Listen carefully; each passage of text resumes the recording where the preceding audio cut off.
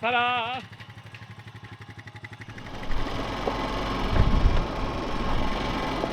Let's fire up Google Earth and give the gentleman here at the golf course an accurate measurement of what we've cleared last week. So we go through here and we highlight the points utilizing the GPS. All right, ready to go.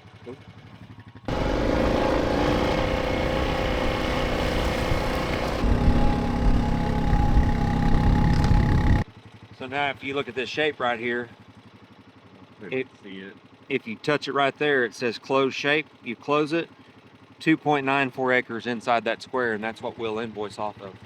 So that gives the customer an accurate reading of what we've done, and it allows us to keep track of everything that we've got going on our end of it. So on this project, part of it is when you, before you ever start, you have to call 811, notify Oki. They come out here. Enogex has a pipeline that runs catty corner across this property, and we work real close with those guys. We called them, they come out here and notified us where the pipeline was at, told us they have a 50-foot easement, so we have to say 25 foot on each side of it.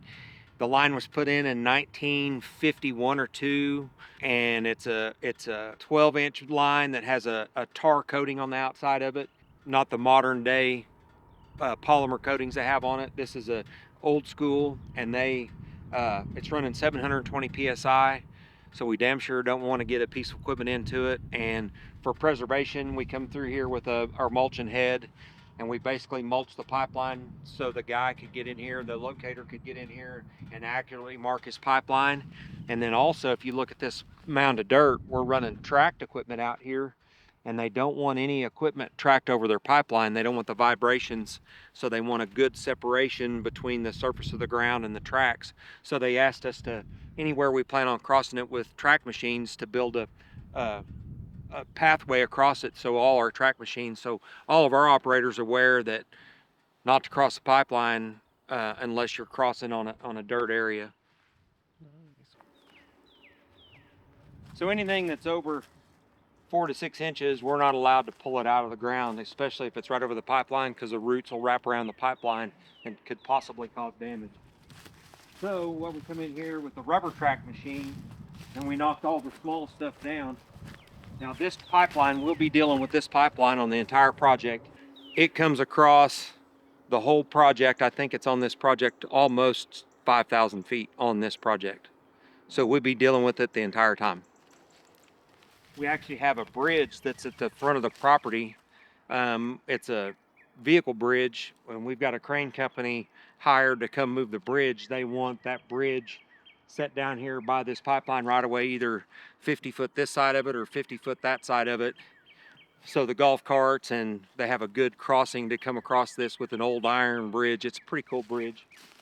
You can see these flag markers all the way down. He's got the fiberglass markers up top, and you can see the flags all the way across this.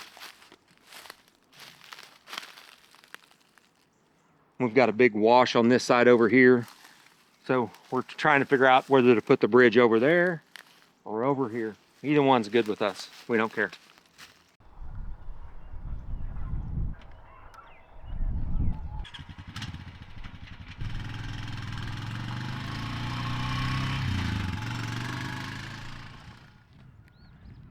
So right here, this is the Indian Ridge new development. Right now, all this was covered in trees, and they started a pond in here.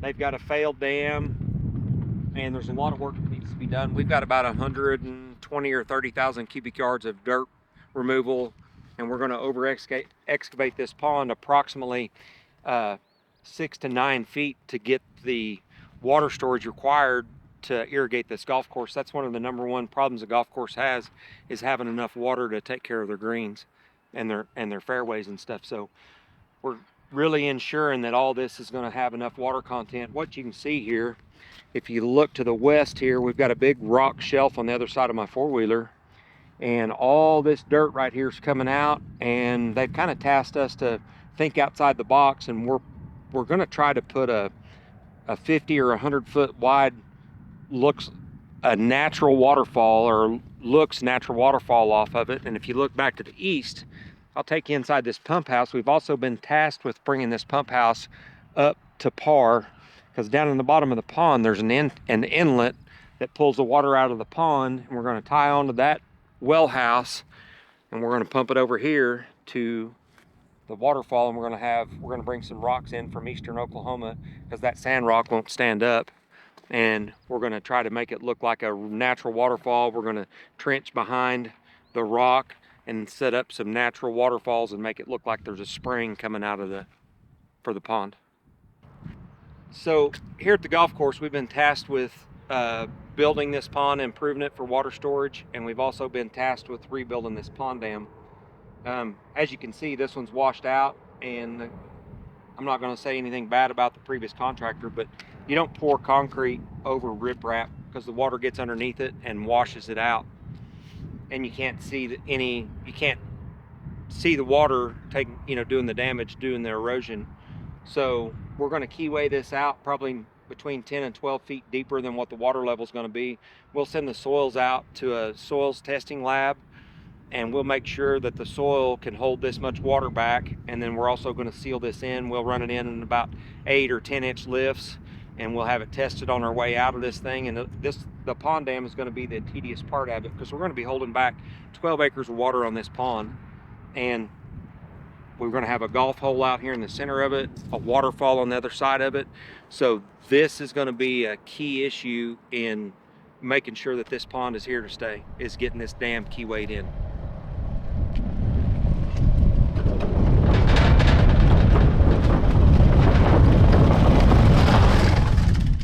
The waterfall straight west of us where it's going to go in. And right here we've got the pool.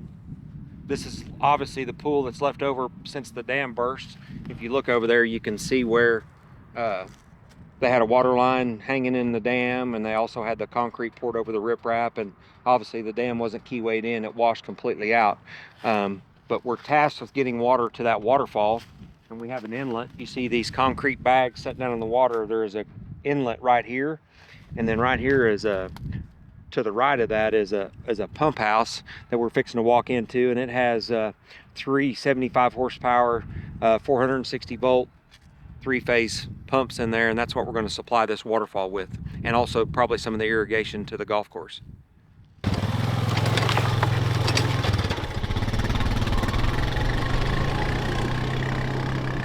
Okay, as I mentioned, here's the pump house. I had this thing is all the way built, ready to go. But when this golf course didn't finish their project, 99% of all the electrical components were stole out of this cabinet. So we're tasked with finding an electrician to come in here. And like I said, we got these 3 75 horsepower pumps that we're probably going to have to get new covers for and get them up and running. And we have a 12 inch or an 8 inch supply line going out of here. We've got filters in this thing. This thing's really put together really well. And if you see in our sump here, this is the same water level as the pond. Out there where those sandbags or concrete bags were, this is the same water level inside here. This is just a well for that inlet out there in the pond. And like I said, we're going to have to get this well house totally revamped. It's pretty dry in here. They left the skylights in it and everything else, but we're going to have to get heaters put back up in the ceiling, and the pumps rewired, and new covers for the pumps. So it's going to be a pretty big project for us to deal with.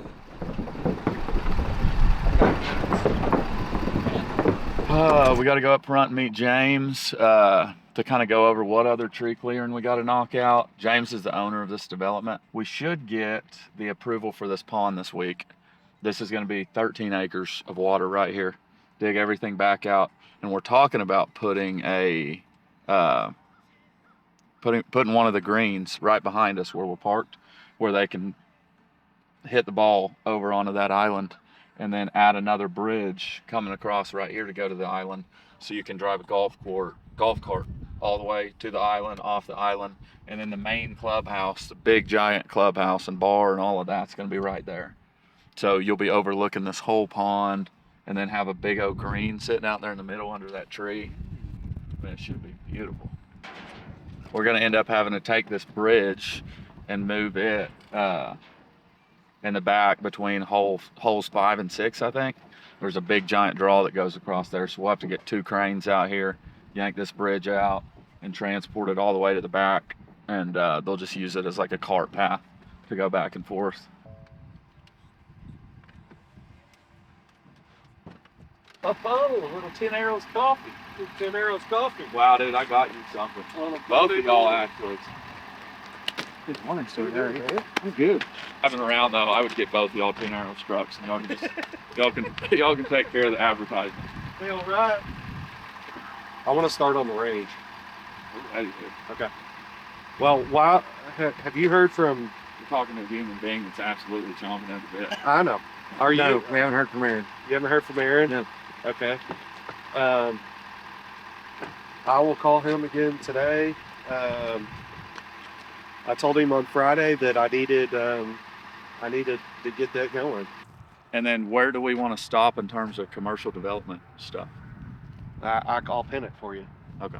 Do you want me to pin it? How do you want me to get it to you? What, you want me to clear? Yeah. Just what, I mean, we can Put it on that draw- Google Earth. Yeah, Google You, Earth. how about you and I sit down on the big computer on mine and draw the boundaries and save a file on Google Earth, and then we can all access it. That'd be perfect. Well, so at Paynes Valley, they've got a signature 19th hole, and if you get a hole in one, which there's been a couple now, you get a signed poster by Tiger and Johnny Morris. Okay, so check something like that. Yeah. Yeah. Yeah, me and James will sign it, and that's your reward. Bottle of wine. Yeah. It's like on her. Who's Jordan and James? Exactly. They're legendary. Keep that. One day you're gonna really be glad you have it. He's already done number 4. He said it's down. It's where Kirk and I went hiking. He said it's down in that ravine. He was like, it's cool shit. So you got to hit out of the green. No, you hit into it. Into it. You hit from an elevated location down into the creek bed, basically, and we'll have a green down there.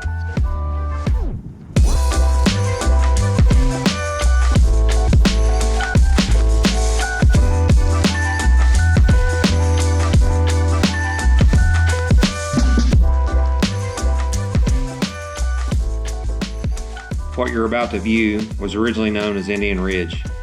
It was an 18-hole golf course housing development that was never completed. The housing and stock market crash of 08 claimed it as a casualty. The developer pulled out and the property stood vacant for many years. As a kid growing up around here, this has always been known as the Giles Ranch. Later, a local businessman / rancher purchased it. He installed high fence for his bison herd and used it for grazing for his buffalo. Recently, Sunshine Development Group acquired the property and is planning on building an 18-hole world-class golf course.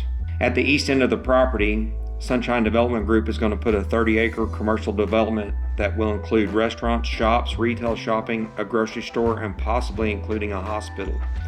The golf course will have a resort-style hotel with a large concert venue. In addition, they're going to build 900 or so homes on the west and the north side of the property. Sunshine Development Group has partnered with 10 Arrows Contracting to clear all the cedar trees and to construct the lakes for water storage. We will be building water control structures to retain the water for irrigation. We also have an 80-foot iron bridge to relocate on the property. The north and west sides will be where residential home sites will be constructed.